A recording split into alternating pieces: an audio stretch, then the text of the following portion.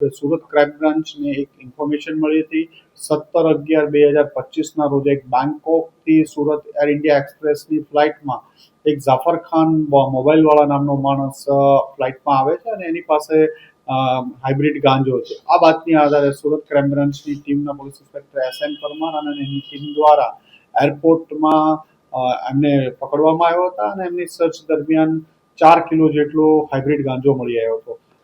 એમની પાસેથી અંદાજે 1,41,00,000 જેટલો મુદ્દામાલ કબજે લેવામાં આવ્યો હતો. આ મુદ્દામાલ એને કોઈને આપવાનો હતો. એને એરપોર્ટથી બહાર નીકળ્યા પછી કોને આપવાનો છે એ બાબતે એમને જાણ કરવામાં ફોન ઉપર આવવાની હતી.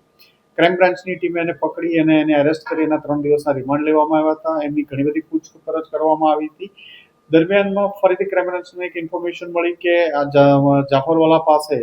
જાફર ખાન પાસે વધુ મુદ્દામાલ છે, જે બાતમી આધારે ફર્ધર એના રિમાન્ડ લેવામાં આવ્યા હતા અને એની પાસેનું જે લગેજ હતું બેગ, જેમાં ઉપર 8 પેકેટ જે 4 કેજી મળ્યા હતા, એ બેગ જ એને કન્ફેસ કર્યું કે બેગની અંદર કન્સીલ કરીને છુપાવીને વધુ હજી મુદ્દામાલ બીજો છે.